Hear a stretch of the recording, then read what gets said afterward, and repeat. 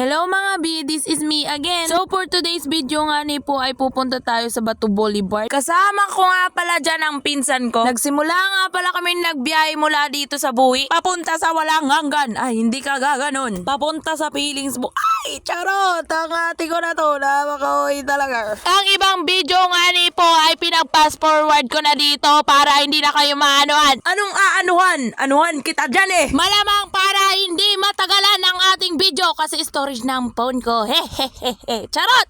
At syempre magpapagasolina muna tayo para makarating tayo sa destinasyon. Destinasyon papunta sa'yo. Ay, ang oil. Charot! Keep it. Pagkatapos nga namin magpakarga ng gasolina ay dire-diretso na kaming nagbiyahe. Malamang dadaanan natin ang Iriga Sentro at pagkatapos ay sa may Santa Cruz Iriga kami dumaan para malapit-lapit na rin ang biyahe papunta sa Bato Boulevard. Fast forward ko na nga po pala ang video na ito after mga 20 to 30 minutes ang biyahe papunta dito. At sa wakas nakarating na kami dito sa Bato Sentro. Malamang ate ko. At syala, nakarating na tayo sa Bato Boulevard. So ngayon nga po ate ko ay maghahanap tayo ng mapaparkingan para mahanap ko na ang tamang daan papunta sa'yo. Ay, charot! Hindi ka gaganon. May paikot-ikot pa ang ate ko na yan. Napaka-OA. So tataas na nga tayo dun sa road. Ay, anong road? Nag-i-English na ang ate ko. Unang taas ko nga po pala ay makikita nyo na ang ang kalawakan. Ay, charot! Ay, ayan na nga si ate ko. Parang papansin yan siya. Pa-post-post pa yan. Nalalaman yan siya.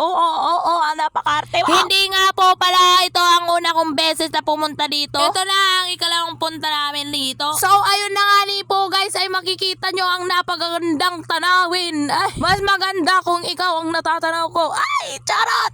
Gray! Nakikita nyo naman guys kung gaano kaganda rito sa Bato Boulevard. Kung napapanood mo to at nagagandahan ka sa view, huwag ka nang mag-atubiling pumunta rito. So, ayan na nga siya.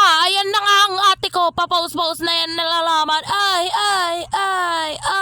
syala, sobrang sarap, sobrang Latina.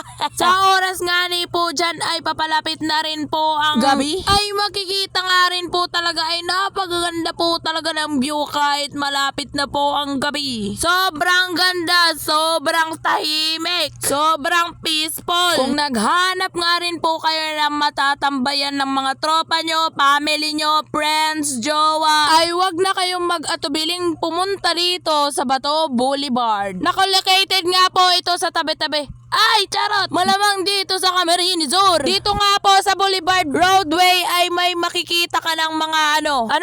Siyempre ate ko, mga food court na kung saan ay may iba't ibang mga paninda dito. Pagkainan, may palaisdaan, may barbecuean at iba't ibang street food na makikita dito. May kantahan, may sayawan at walang iba. May concert banda. Pagkatapos nga po ng ilang oras ng paglilibot-libot dito sa Boulevard ay nakaramdam na rin kami ng gutom. At syempre ang una kong binanatan ay ang hotdog. Unang subo ay sobrang OA ng pagkakagat. Sa sobrang OA ko nga ay napapasabi okay na ta. Ang sunod nga po namin kinain ay kwek-kwek at cheese stick. Mapapasabi ka na lang talaga ng aray sa sobrang mahal ng paninda rito. Ay charot, baka mabash tayo. So ayun na nga ni po for the tasties. Unang kagat, hangin agad. Ay, hindi ka gaganon. Basta pagkain na ang nasa harap, lamon lang ng lamon ate ko. At least hindi mo pinababayaan ang sarili mo. Sarap na sarap yan siya na ate ko na to. Ang sunod nga po nating lalamunin ay taho. Hindi ka gaganon. Unang higop, sobrang sarap. At ang sunod naman ay siomai, Shanghai. Charot, siomai lang. Walang hanggang lamon ng ate ko na to. Sobrang takaw mo, sobrang takaw. So for the eating, busog na nga ang dambuhalang ito.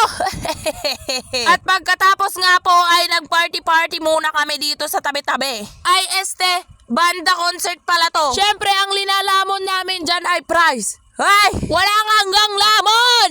Pagkatapos nga ng ilang oras ay umuwi na rin kami. Kaya kayo guys, pumunta na rin kayo dito para ma-experience nyo na ang pinakamagandang boulevard dito sa Bato. So that's all for today's video guys. Bye!